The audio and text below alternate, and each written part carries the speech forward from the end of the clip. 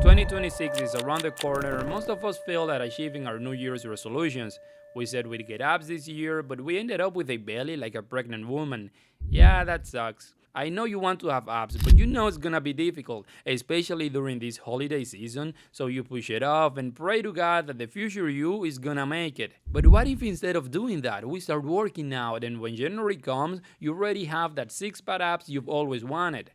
Just imagine while everyone else is looking like a balloon after the parties, you're the only one looking like a Greek god. That's gonna be amazing. If that's what you want, perfect, because in this video I'm gonna teach you how to get your six-pack abs before January 2026.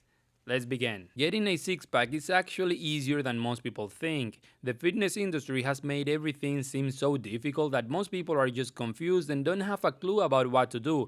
But the reality is, you don't have to spend hours at the gym or do thousands of crunches or follow the strict diet that the science based YouTuber is telling you. If anything, you don't have to do that at all. Here's the thing, everybody has abs. The only problem is that in most cases they're just covered under a layer of fat that just won't go. So it doesn't matter how many crunches you do, if you don't get rid of the fat, you'll never see them. And now you might be wondering, okay, but how do I do that? Easy. I'm gonna teach you step by step how to finally get rid of your belly fat and how to do it without sacrificing your Christmas so that you can enjoy your life and show off the beautiful six pack you have underneath at the end of the year. The first thing we need to understand is that in order to burn fat, we need to get into a calorie deficit.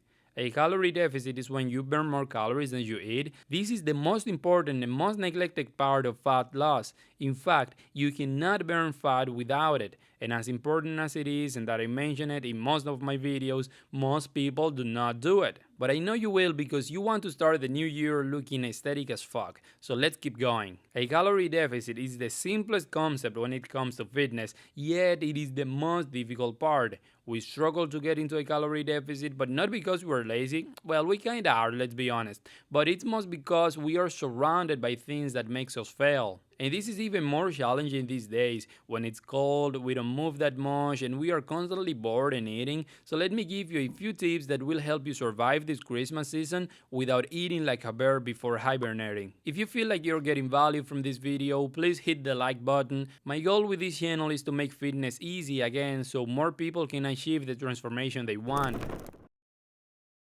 We love to believe that we have total control over our decisions, but that couldn't be further from the truth. Our environment heavily influences what we do. If there is junk food everywhere around your house, it's gonna be easy for you to slip off and overeat. You get home stressed and tired, and the first thing you see is a delicious cookie right in front of you, tempting you.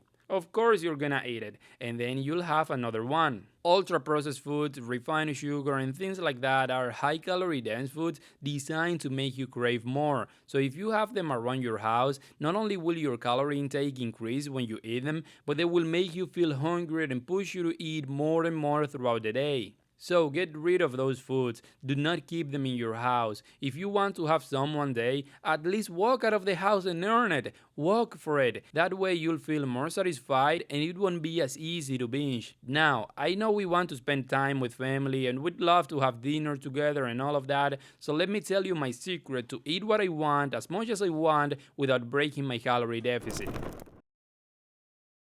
If you know you'll have a feast in Thanksgiving or Christmas Eve, then it would be pretty intelligent if you do not eat anything before that moment of the day. When I know I'm gonna eat a lot one day, instead of having 2 or 3 meals that day, I just eat once and I can eat as much as I want because it is very unlikely that I'm gonna overeat. This is great and it is the perfect solution I have found for this. I can still eat what I want and have a great moment with my family without worrying about calories and without letting it get in the way and stop me from achieving my goal. The more you eat throughout the day, the more chances you give yourself to slip off, overeat, and fuck everything up, and then get mad and depressed because you didn't follow through. That's why I never restrict myself so much because if you fail, then you'll feel disappointed and ended up eating even more to feel better, which creates a destructive cycle that does not help anybody. When I'm gonna have pizza, for example, I fast that day for as long as I can, I make sure I do something to earn it, and then when I have it, it feels so much better than just having it delivered to my house and eating it knowing that I already ate past my maintenance calories that day. When you combine these two things, you cut down on ultra processed food foods and you have fewer meals a day,